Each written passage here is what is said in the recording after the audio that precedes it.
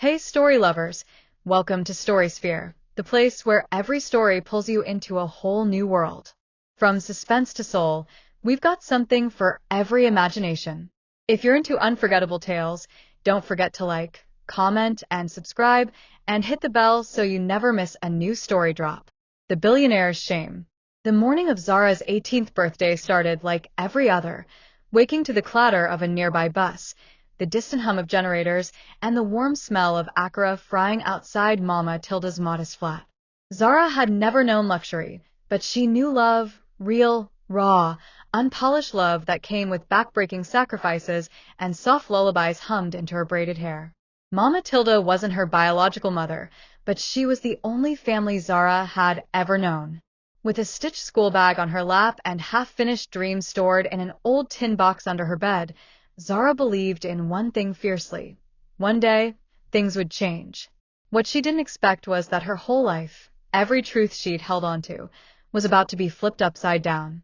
It arrived in a plain brown envelope tucked under the rusted front gate, addressed to Miss Zara Tilda Foster. Inside, folded carefully in hospital letterhead, was a birth record.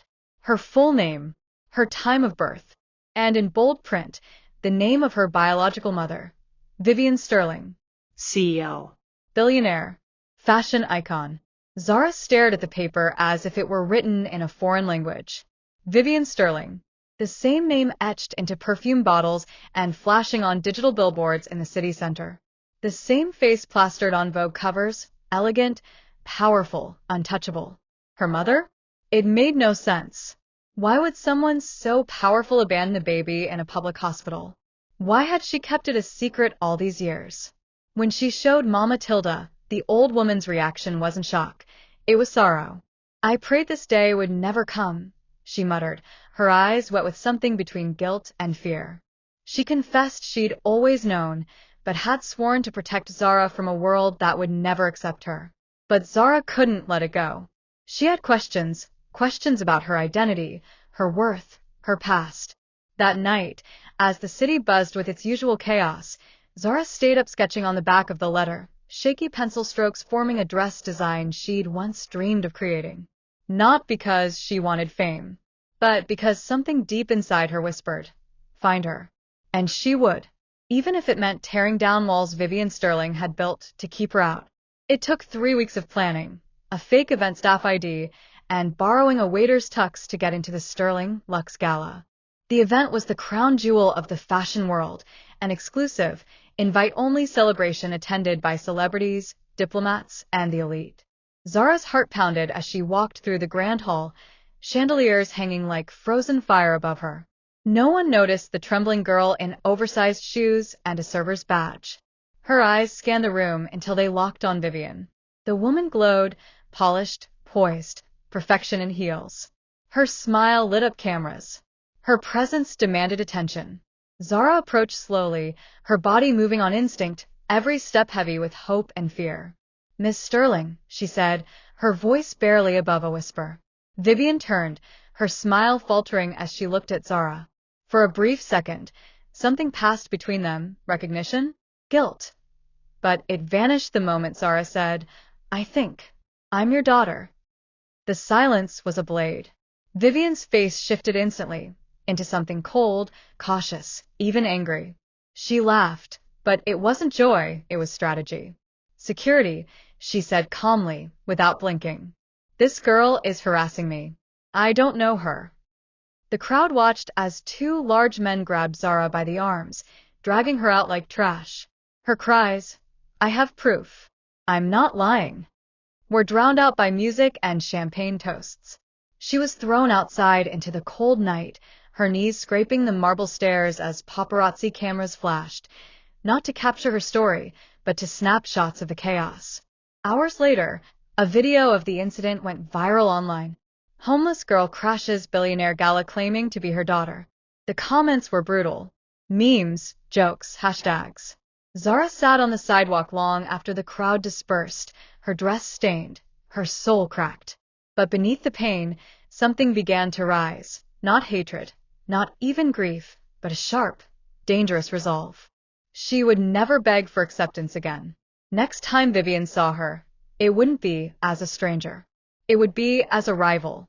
The fallout was swift. Her boss at the cafe fired her the next day, worried her public drama would drive customers away. Her landlord, who'd been lenient with late rent, now gave her 48 hours to vacate.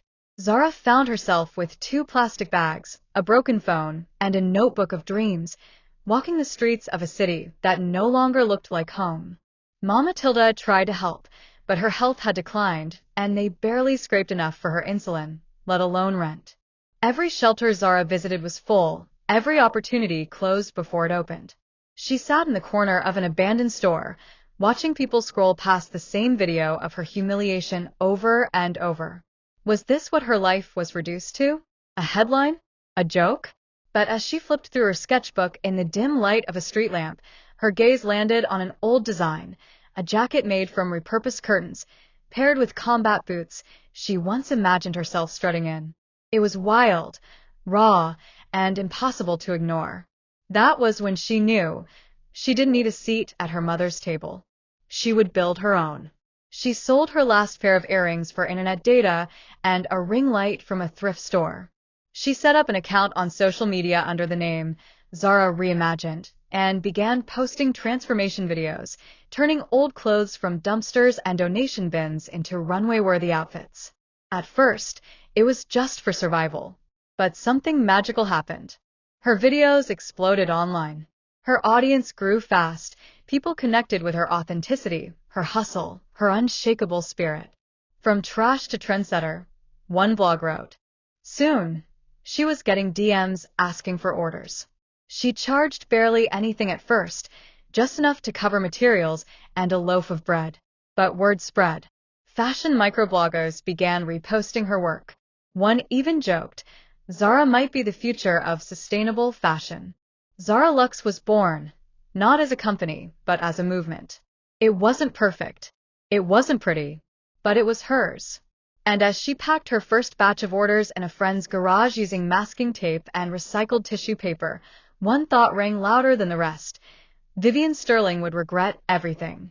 Zara had never sewn professionally, never studied at a design school, never walked through the halls of polished fashion studios. But she had instinct, imagination, and something no money could buy: hunger. Her first creations were clumsy, hand-stitched patchwork dresses from old bedsheets, skirts crafted from torn jeans, and lace curtains. But she made each piece with a story, and people loved the story more than the stitches. Her videos weren't just tutorials, they were a mirror of struggle, survival, and style. She started filming with her second-hand ring light propped up with tape and shoeboxes, in a borrowed apartment she shared with 3 others. The lighting was bad, the editing worse, but Zara's energy lit up the screen. She spoke directly to the camera with a raspy, determined voice. You don't need wealth to dress like you own the world. Each reel ended with her strutting down a homemade runway, head high, eyes defiant.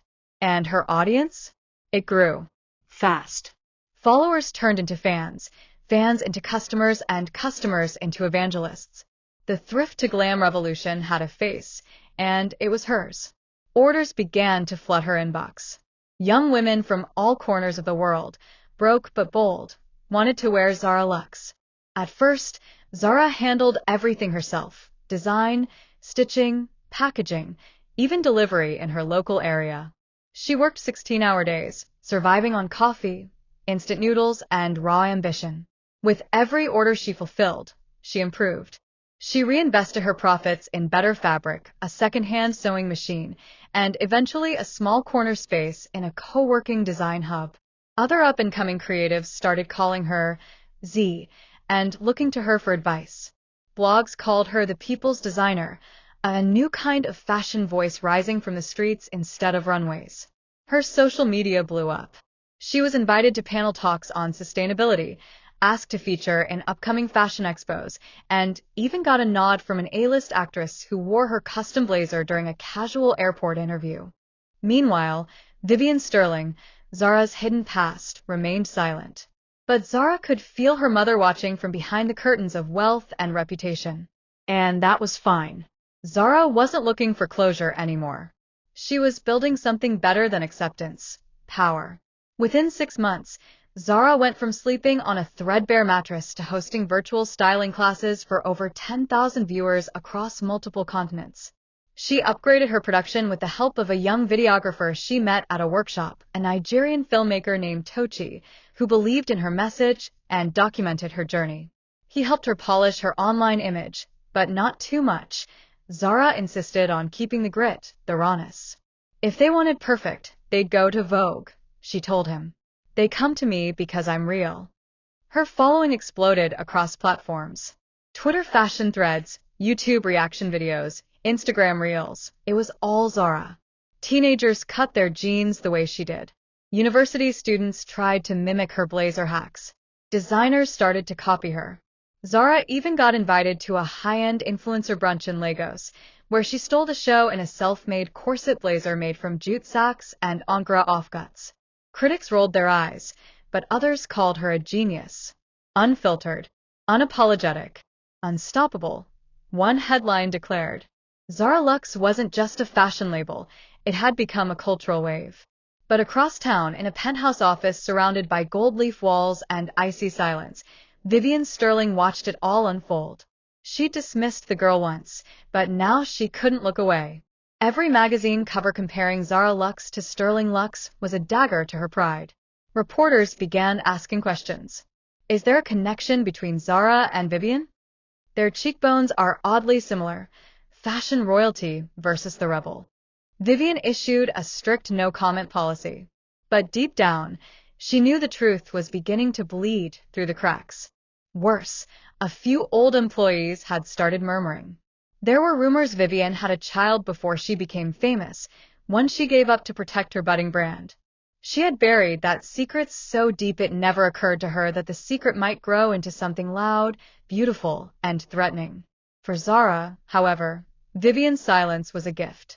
Every refusal to acknowledge her only fueled the loyalty of her fans. Every time Sterling Luxe dismissed her, Zara's supporters rose in defense. They were building her up, brick by viral brick. And Zara? She was getting ready to knock on a door. Not to enter, but to own the building. The message came late at night, from an anonymous email address. The subject line read only, "You deserve to know the truth."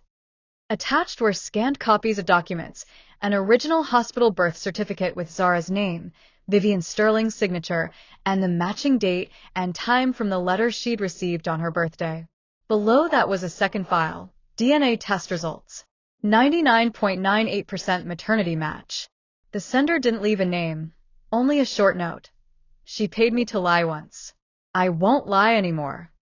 Zara read and reread the documents in stunned silence, her fingers trembling. Her mouth went dry, heart hammering so loudly she could barely hear anything else. There it was, proof. Cold, clinical, undeniable. The woman who built an empire selling elegance and exclusivity had once held Zara in her arms and then tossed her aside like a liability. She didn't cry. She didn't scream. She stared into the mirror with the documents beside her and whispered, "Now we're playing my game." Zara's team wanted her to go public. "This is it," Tochi said. "You go live with this and Sterling Luxe will burn." But Zara wasn't looking for smoke. She wanted an inferno. She declined all interview requests, ignored brand deals, and turned down an offer from a major network to tell her story. Instead, she made a single post, a photo of herself in a simple black hoodie, holding a childhood photo of her in Mama Tilda's arms, with the caption, "Not everyone starts with gold. Some of us are forged in fire." The post broke the internet. Fans dissected the picture. Bloggers made timelines of her life. The press scrambled for statements from Vivienne, who stayed silent. But silence is loud when the world is watching. Speculation turned to certainty. Zara is Vivienne's secret daughter. Trended for 3 days. Then the brand started to pull from Sterling Luxe. A past intern came forward to say Vivienne had once mentioned a child that didn't fit the brand. Zara didn't say a word. She didn't need to. The world had picked a side, and it was hers. Vivienne Sterling had spent 2 decades building a brand synonymous with power and perfection. Sterling Luxe was not just a fashion house, it was a legacy. But as Zara's name took over social media feeds, as influencers and fashion critics compared the gritty authenticity of Zara Luxe to the sterile luxury of Sterling Luxe, that legacy began to buckle. The first blow came subtly. An international boutique canceled a launch event, citing reputational concerns. Then came the press. Exposés from investigative bloggers highlighting inconsistencies in Vivienne's backstory, anonymous sources claiming the timeline of her early rise left a gap, enough time for a pregnancy, enough space for abandonment. Stock dipped, public trust wavered. Vivienne's PR team scrambled, issuing half-hearted statements about privacy and respecting family boundaries. But the damage was growing. Her silence, once her armor, had become her weapon, and now it was pointed at her own brand. Meanwhile, Zara remained calm. She had learned something valuable. Silence could be just as loud as a scream if you let people fill in the blanks. And they were filling them quickly. Offers poured in, documentary producers, TV hosts, fashion conglomerates wanting to partner or acquire Zara Luxe. But she declined them all. This wasn't about monetizing her pain. It was about controlling the narrative. She expanded her team modestly, hired a small group of young, talented designers from underprivileged communities, and built something her mother never had, a brand with soul. Sterling Luxe might have prestige, but Zara Luxe had purpose. To the public, it wasn't just a business. It was a revolution. And Zara, once a punchline thrown out of a gala, was now hailed as a fashion disruptor, a symbol of resilience. She could feel the world turning in her favor, and Vivienne, for all her billions and boardrooms, couldn't stop it. The cracks weren't just in Sterling Luxe. They were in Vivienne herself. Vivienne requested the meeting through a third party, a subtle, quiet request, away from cameras and headlines. Zara agreed, but on her terms. They met in a private art gallery, empty and echoing with silence. It was the first time Zara had stood face-to-face with her mother since the night she was thrown out of the gala. Vivienne looked older now, not in age, but in burden. Her usually flawless face wore stress, like a second skin. "You've made your point," she said, her voice clipped, but not cold. "You've gotten what you wanted." Zara didn't flinch. "You think I wanted to be abandoned? Humiliated? Lied about?" she asked. Vivienne's mask cracked. She didn't answer. Instead, she offered a deal, money, shares, even public acknowledgement as a young talent, endorsed by Sterling Luxe, anything to stop the bleeding. But Zara wasn't interested in hush money or half-truths. She wanted the full truth. Publicly. "You want to save your company?" Zara said, calmly. "You want to clean your name? Then stand up and say it. Say, I'm your daughter. Say you left me. Say I rose without you." Vivienne froze. Her lips tightened, her hands trembling slightly. This wasn't just about image anymore. It was about legacy. Vivienne had built an empire on the illusion of flawlessness. Admitting to Zara meant admitting to the world that she had been imperfect, selfish, human. But she also knew the truth had already escaped. Denial was no longer a viable strategy. It would only accelerate her downfall. The room fell into a long silence before Vivienne finally spoke, her voice hollow but honest. "You've won, Zara." But Zara didn't smile. This wasn't about winning. It was about justice. And the next time she stood in front of cameras, it wouldn't be with her head bowed. It would be with her mother beside her, revealing a truth the world had long suspected, but never thought they'd hear. The press conference was streamed live across every major network. Zara stood beside Vivienne, dressed in a sharp white suit she designed herself, clean lines, bold shoulders, and strength stitched into every seam. Vivienne wore black. Fitting. Her once immaculate public image had withered, and today she would shed what was left of it. Flashes from the cameras bounced off the polished podium as reporters murmured in anticipation. Vivienne stepped forward first, her voice faltering as she addressed the sea of faces. "Years ago, I made a decision. One that I believed, at the time, was necessary. But it was cowardice. I abandoned my daughter. I left her because I was afraid of what the world would think of me. Today, I'm no longer afraid." Gasps echoed across the room. Some reporters even lowered their cameras, stunned at the rawness of the confession. Vivienne turned slightly, placing a hand gently, hesitantly, on Zara's shoulder. This is Zara Sterling, my daughter, and the future of fashion. The room erupted. For Zara, it was a strange moment, both triumph and tragedy. She had the truth now, the acknowledgement. She had risen from the ashes of rejection and public shame. She had forced the most powerful woman in fashion to kneel, not with violence or scandal, but with excellence. But as the applause thundered and reporters shouted questions, Zara's smile faltered slightly. Because even though the truth had finally been told, it didn't erase the ache. It didn't rewind time or undo years of loneliness. She looked at Vivienne, who stood beside her with a strained smile and tear-rimmed eyes. There was no pride in her gaze, only regret. And for a moment, Zara felt the weight of all the years they had lost. But she also knew this was a beginning, not just for her, but for every girl who had ever been dismissed, discarded, and disrespected. She wasn't just a daughter anymore.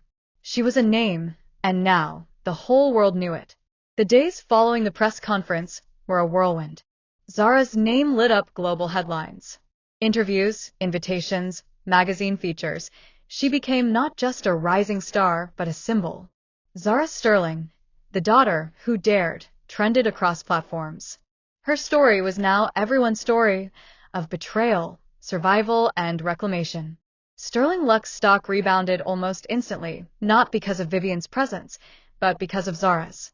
Investors saw the future in her. Designers idolized her authenticity. Young girls around the world wrote to her, telling her she gave them hope, made them believe that their voice could matter. Yet through all the praise and spotlight, Zara found herself struggling to feel the joy she had imagined. She had fought so long to be seen, to be acknowledged, and now that she had it, she wasn't sure what to do with it. The empire that once cast her aside now bent at the knee. She was offered the title of co-creative director at Sterling Luxe. On paper, it was everything she deserved. But in her heart, there was a fracture. Could she really work alongside a woman who had abandoned her? Could she build on a name that had once crushed hers? Vivienne was trying. Quietly, awkwardly, but genuinely. She showed up to meetings. She listened more than she spoke. She even asked to visit Mama Tilda, who gave her a long, hard look before letting her inside. In private moments, they talked about Zara's childhood, about the night she was left at the hospital, about the career Vivienne had chosen over motherhood. Vivienne never offered excuses, only apologies. Raw, halting, and often accompanied by silence. Zara appreciated the effort, but it didn't erase the years. And she knew the world was watching her next move. Would she forgive the woman who left her to suffer in silence? Would she take her place inside the very palace that had rejected her? Or would she walk away and build something new, something untouched by betrayal?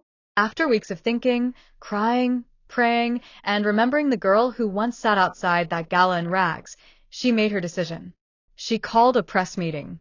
Reporters filled the room, curious and eager. Zara stood tall in a deep red velvet suit, a statement of power and rebirth. She took the microphone, smiled once, and said, "I have decided not to work for Sterling Luxe. I will not inherit what abandoned me. I will build what I deserve." She paused as the room erupted in stunned gasps.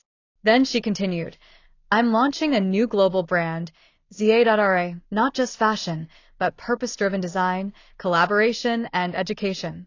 We're opening hubs in underserved communities. We're training the next generation of creators who've been told no too many times.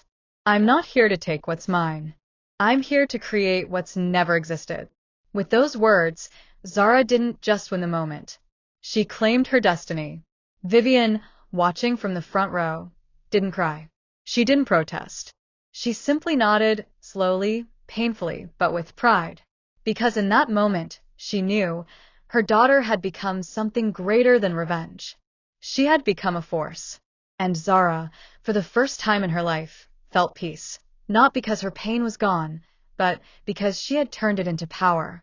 Not forgiveness, not fire. Freedom.